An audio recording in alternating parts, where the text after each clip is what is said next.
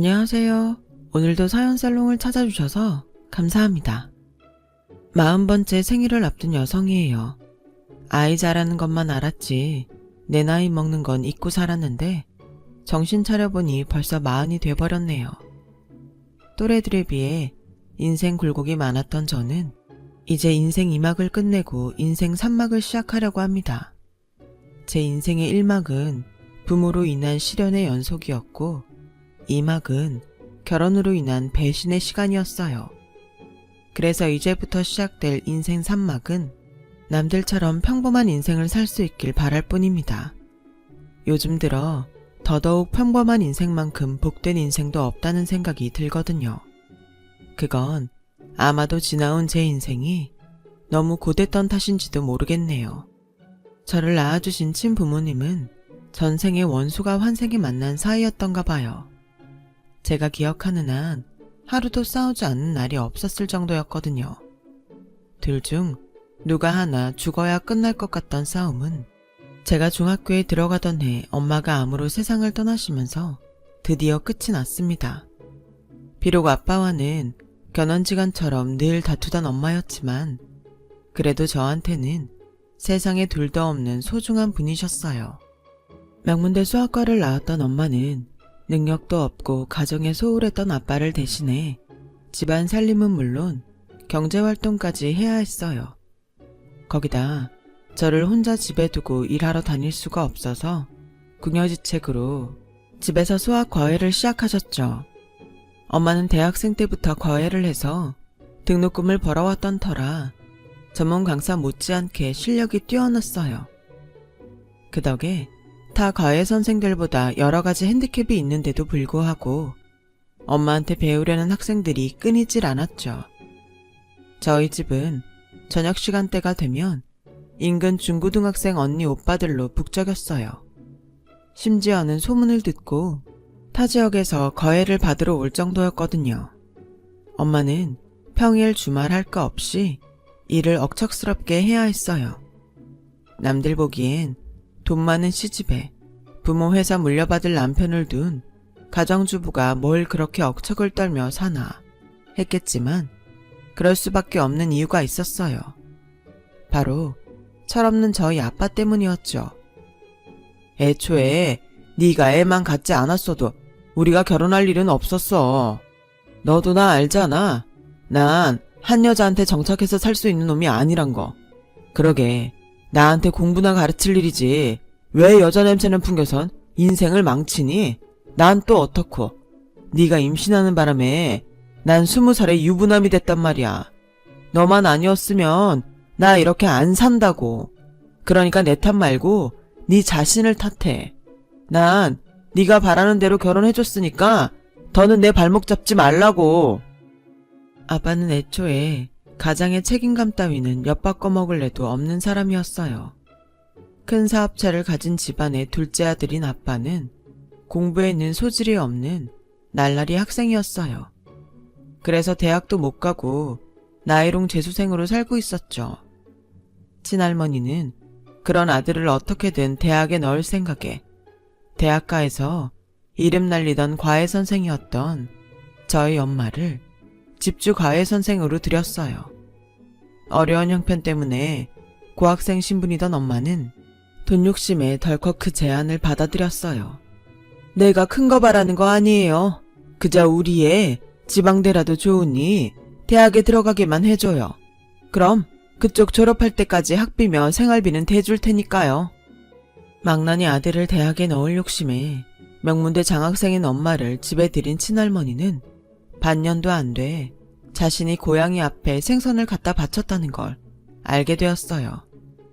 한창 여자에 관심이 많던 나이였던 아빠가 인물이 좋았던 엄마를 가만히 뒀을 리가 없었죠.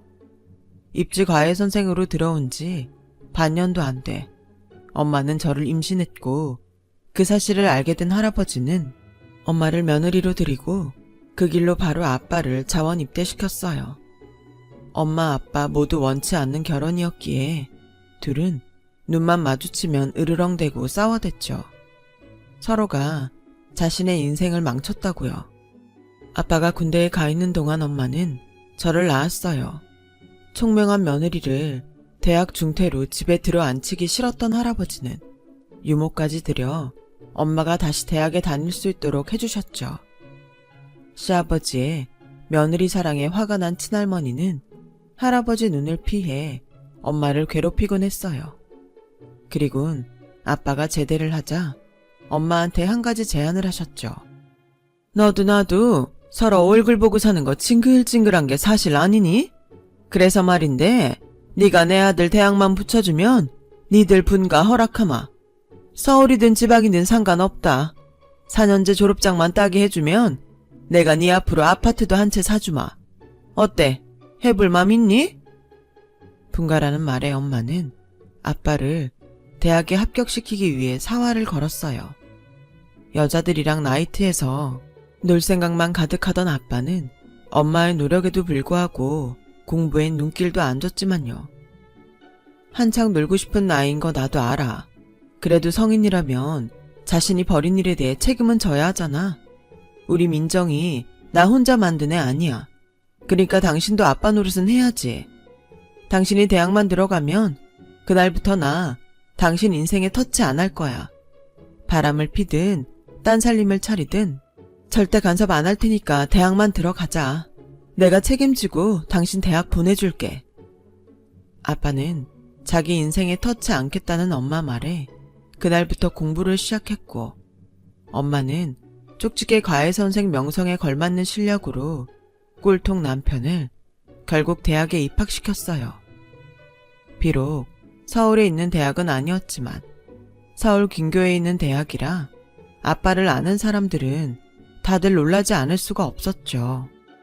그렇게 엄마는 아빠를 대학에 합격시키고 분가를 할 수 있었어요. 하지만 친할머니가 약속했던 아파트는 결국 받지 못했어요. 아빠가 수업 일수와 학점 부족으로 제적을 당했거든요. 이미 가정까지 꾸리고 사는 아들을 나몰라라 할 수 없어서 할아버지는 아빠를 위해 회사에 자리를 마련해 주셨어요. 부모가 자기 때문에 체면 깎여가며 낙하산까지 태워서 자기 자리를 만들어준 걸 알면서도 아빠는 변하지 않았죠. 회사 일은 뒷전이고 놀러 다니기 바빴어요. 엄마한테 약속도 받았겠다. 아주 대놓고 여자들이랑 놀고 다녔죠. 그러면서 뭐라는지 아세요? 사람이 어떻게 밥만 먹고 사니? 가끔은 라면도 먹고 빵도 먹고 하는 거지. 네가 나랑 결혼했다고 해서 내 라이프 스타일까지 관여할 생각은 하지 않았으면 좋겠어. 정 억울하면 너도 남자 만나고 다녀. 잘못했다고 무릎 꿇고 싹싹 빌어도 모자랄 판에 아빠는 뻔뻔하게 엄마의 자존심을 긁었고, 그날 이후 엄마는 더 이상 아빠한테 기대를 하지 않게 되었어요. 그런데도 왜 이혼은 하지 않았냐고요? 바로 저 때문이었어요. 당시 엄마는 병원에서 이미 시한부 판정을 받은 상태로 언제 목숨이 끊어져도 놀랍지 않을 정도로 몸이 많이 안 좋았어요. 기적이 일어나지 않는 한 1년도 버틸 수 없는 상황이었으니까요. 그래서 변변치 않은 사람이지만 그래도 제 곁에 아빠를 붙잡아 두려고 안간 힘을 쓰고 참았던 거였죠. 그렇게 무책임하고 창피함도 모르는 아빠는 필요 없었는데 말이에요. 엄마는 아빠한테 자신의 상태를 솔직히 밝히고는 아빠한테 마지막으로 부탁을 했어요. 나 죽는 걸 무기로 구차하게 당신 협박할 생각 추호도 없어. 생각 같아선 암 걸린 것도 당신한테 비밀로 하고 싶지만 우리 민정이 때문에 할 수 없이 하는 거야. 당신이랑 나는 이미 오래전부터 깨진 사이지만 민정이는 아니잖아. 부탁이야. 우리 민정이만큼은 제대로 키워줘. 적어도 애한테는 추잡한 모습은 보이지 말란 말이야. 그 정도는 해줄 수 있지? 죽음을 앞둔 아내 앞에서 아빠는 마지못해 약속을 했어요. 하지만 3개월 뒤 엄마가 세상을 떠나자 아빠는 기다렸다는 듯이 집에 여자를 들였고 1년도 채 안 돼 재혼을 했어요. 새엄마는 정말 얕고 못된 여자였어요. 할머니 할아버지 앞에선 세상 둘도 없는 현모양처처럼 그렇게 굴었지만 저와 단둘이 있을 때는 완전 180도 달라졌거든요. 자신이 세워놓은 계획에서 조금만 어긋나도 잠도 안 재우고 괴롭혔어요. 용돈도 다 끊고 제 일거수일투족을 감시하며 피를 말렸죠. 말로는 훈육이라고 했지만 실상은 괴롭힘, 그 이상 그 이하도 아니었죠. 더는 이렇게 살 수 없어서 아빠랑 친할머니한테 하소연도 해봤지만 소용없었어요. 약은 새엄마가 평소에 얼마나 약을 쳐놨는지 아무도 제 말을 믿어주지 않았거든요. 어머님, 다 제가 부족한 탓이에요. 우리 민정이 밖에서 손가락질 받지 않도록 제 딴에 노력한 건데 애가 그 마음을 받아주질 않네요. 눈물까지 짜가며 연기를 하는데 정말 미치고 팔딱 뛰겠더라고요. 거기다 제가 훔치지도 않은 돈을 훔쳤다고 아빠한테 이르질 않나? 나한텐 연락도 안 해놓곤 가족 모임도 빠지고 나쁜 애들이랑 놀러 나갔다고 거짓말을 하지 않나? 집안에서 저를 도려내려고 온갖 폐악질을 해댔어요. 그러다가 저랑 말다툼이 있었는데 제 성질을 못 이겨 스스로 집안 살림을 던지고 그 바람에 손을 다쳐놓고선 때마침 퇴근한 아빠한테 달려가 울면서 제가 자기를 죽이겠다고 협박하며 일해놨다고 거짓말을 하지 뭐해요. 저는 절대 아니라고 억울하다고 항변했지만 아빠는 제 말은 듣지도 않고 뺨을 치더군요. 너 같은 건 태어나지 말았어야 했어. 너 때문에 네 엄마나 나나 얼마나 지옥 같은 인생을 살았는지 아니? 근데 이젠 새엄마까지 괴롭혀? 차라리 내 집에서 나가! 내 눈앞에서 사라지라고! 지금껏 단 한 번도 절 안아준 적 없던 아빠는 드디어 본심을 말하더군요. 아빠는 여전히 제가 당신 인생을 망쳤다고 생각하고 있었던 거예요. 그런 얘기를 듣고 나니 더는 집에 있을 수가 없더라고요. 그래서 그 길로 나왔어요. 지갑도 외투도 없이 집을 나온 저는 정처 없이 걷고 또 걸었죠. 그렇게 한참을 걷다 보니 처음 와보는 동네더라고요. 공원 화장실에 들어가 문을 걸어 잠그고 그날 밤을 보냈어요. 잠도 오지 않더라고요. 세상에 혼자 버려진 기분이 들었거든요. 날이 밝자 청소를 하시는 아줌마가 들어오셔선 밤새 여기서 잤냐며 집이 어디냐고 물으셨고 겁이 난 저는 미친 듯이 도망쳤어요. 그렇게 한참을 달려 도착한 곳은 재래시장이었어요. 어디선가 풍겨오는 구수한 냄새에 이끌려 가보니 시장통에 있는 백반집이더라고요. 전날 오전부터 한 끼도 못 먹은 저는 배에서 꼬르륵 소리가 들렸어요. 그러면 안 되는 걸 알면서도 식당으로 들어갔죠. 자리에 앉자마자 주인 아주머니는 제 앞에 밥상을 차려주셨어요. 백반 한 가지만 파는 집이라서 달리 주문을 받을 것도 없었거든요. 수북이 나온 머슴밥을 개눈 감추도 태치운 저는 그제야 정신이 들었어요. 수중에 돈이 없다는 걸 깨달은 거죠. 어떻게 해야 하나 눈치를 보고 있는데 마침 시장 손님들로 가게 안이 북적이길래 기회를 봐서 도망을 쳐야겠다 생각했어요. 그래서 주인 아주머니를 피해 문가로 갔는데 마침 안으로 들어오던 손님과 부딪혀 엉덩방아를 찍었지 뭐예요. 그 바람에 주인 아주머니가 주방에서 나오셨어요. 그때 그 손님이 놀라서 사색이 된 저를 보시더니 그러시더군요. 밥을 먹었으면 돈을 내야지. 어디 쥐새끼처럼 도망을 치려들어.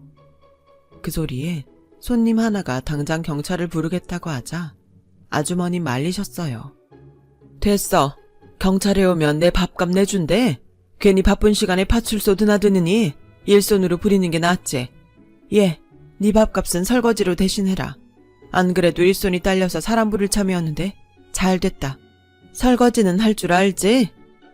그렇게 저는 무단 취식을 한 죄로 주방에 들어가 설거지를 하게 됐어요. 빈 그릇이 쉴 새 없이 들어와서 점심도 거른 채 설거지를 해댔어요. 3시가 넘어 손님이 끊기자 아주머니가 저를 부르시더라고요. 앉아라. 금강산도 식후경이라는데 먹어야 힘내서 일할 거 아니냐. 차는 별로 없지만 허기는 면할 수 있을 거다.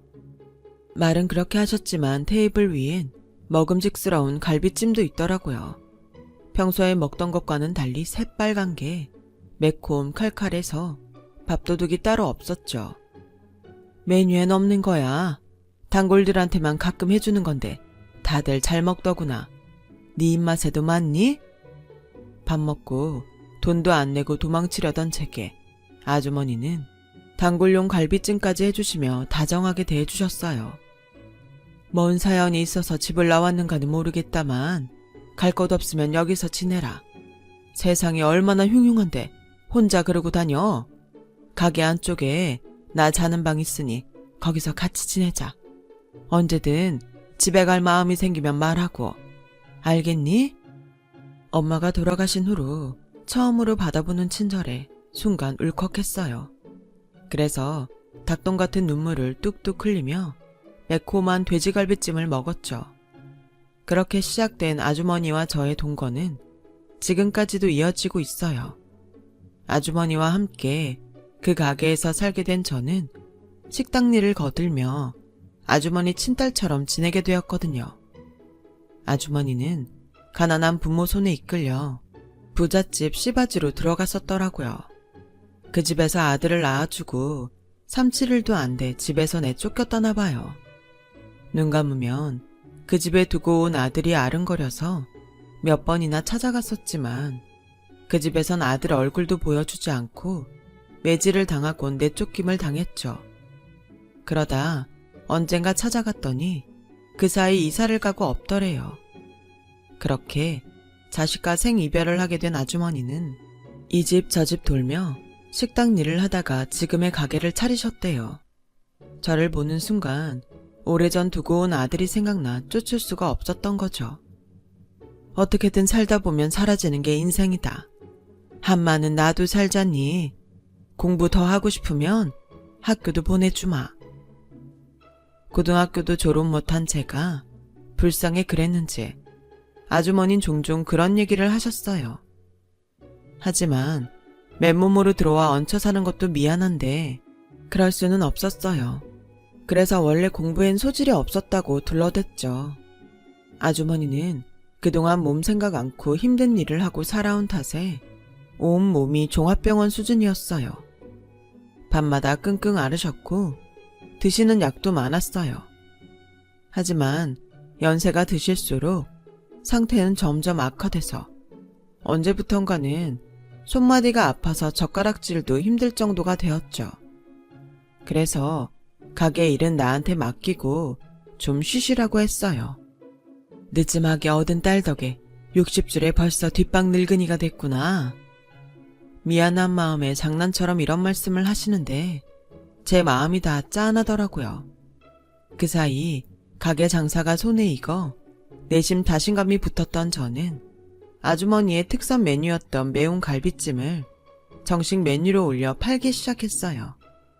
한창 매운맛에 빠져있던 사람들은 구름같이 몰려들었고 결국 가게를 확장해 본격적으로 매운 갈비찜 장사를 시작했어요.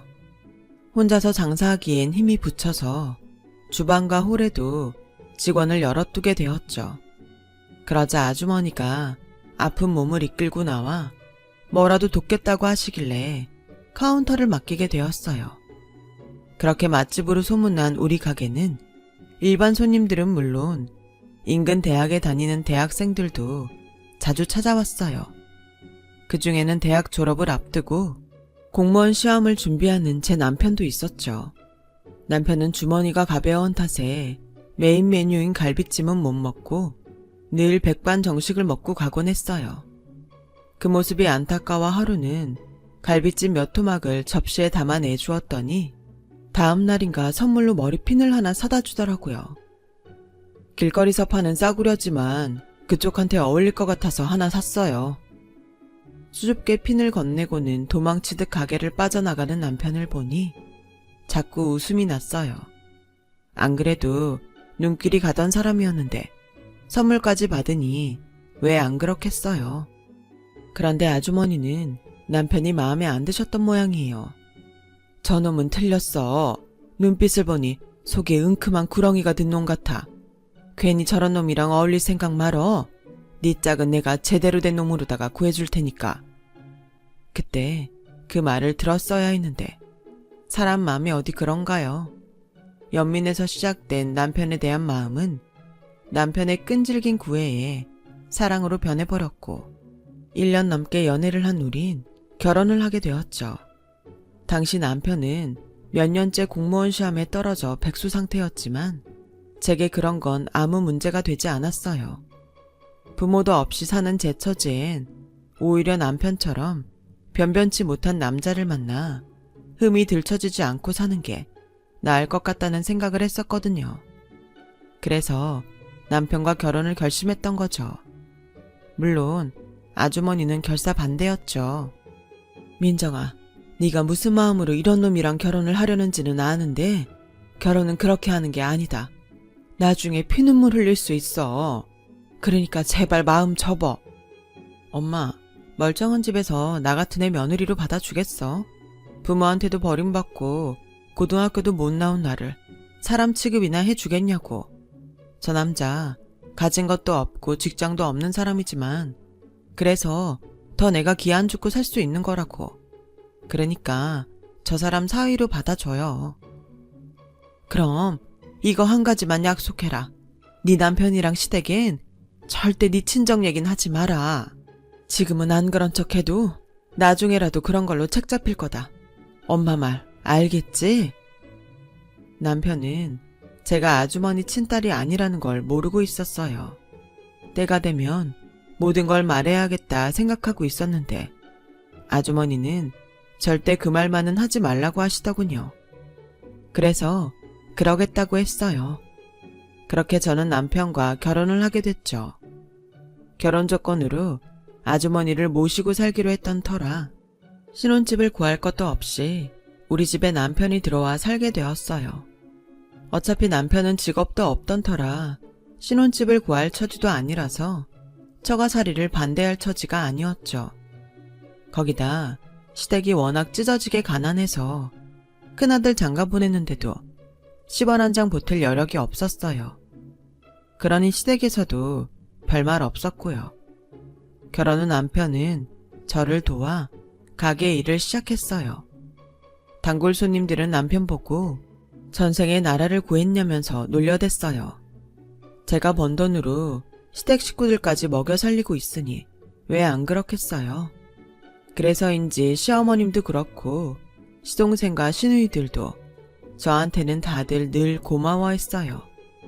제 발로 걸어 들어온 복덩이라나요? 빈말인지는 몰라도 듣기는 좋더군요. 매운 갈비찜의 대박으로 대기 손님이 많아져서 근처에 분점을 내게 되었어요. 제가 가게 2개를 다 관리할 수가 없어서 분점은 남편이 점장으로 가 있기로 했어요. 그런데 하루는 남편이 그러더라고요. 어차피 사람 부릴 거 내 동생들 쓰면 어떨까 하는데 자긴 어때? 남의 손 타봐야 좋을 거 없잖아. 가족끼리 해야 믿을 수도 있고 아무래도 남보다는 낫지 않아? 하긴 그 말이 틀린 것 같진 않았어요. 어차피 집에서 놀고 있는 시동생과 시누이 데려다 쓰면 시댁 살림에도 도움이 되고 나중에라도 자기들이 자립하는 데도 좋을 것 같았거든요. 그래서 그러라고 했죠. 하지만 아주머니 생각은 달랐어요. 글쎄다. 내 생각엔 차라리 남을 부리는 게 나을 것 같구나.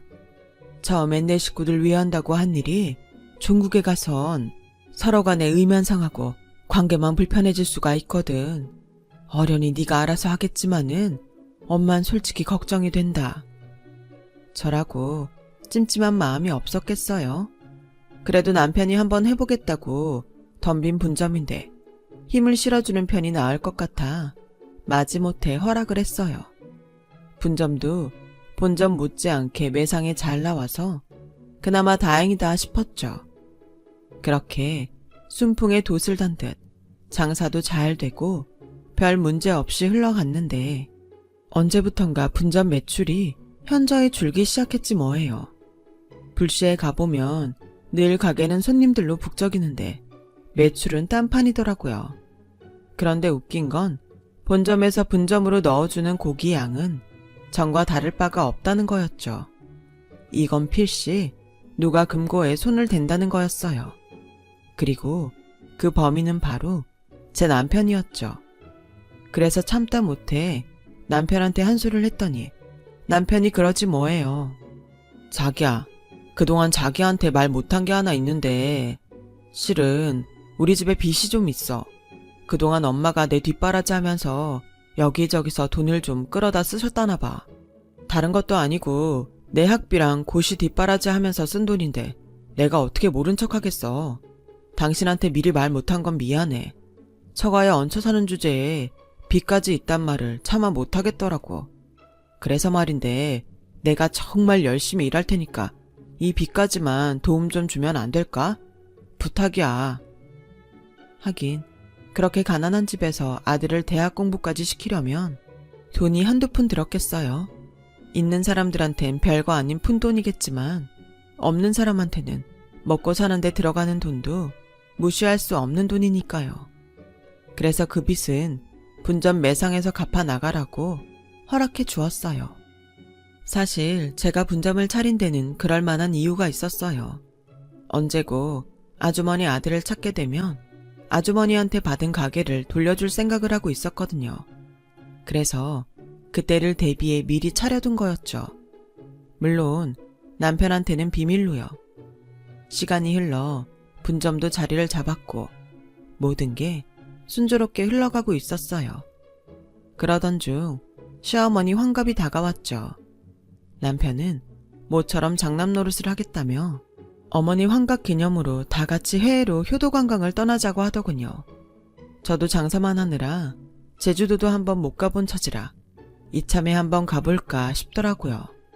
그런데 뭐? 우리 엄마한테 가게를 맡기고 가자고? 기왕 가는 거 우리 엄마도 모시고 가면 안 돼? 자기야, 나야 그러고 싶지. 근데 그렇게 하면 장모님이 편하실까? 사돈 환갑여행인 거 뻔히 아시는데 게다가 연세도 있으셔서 해외여행은 힘드실 거야. 장모님이랑은 나중에 따로 가면 되잖아. 안 그래?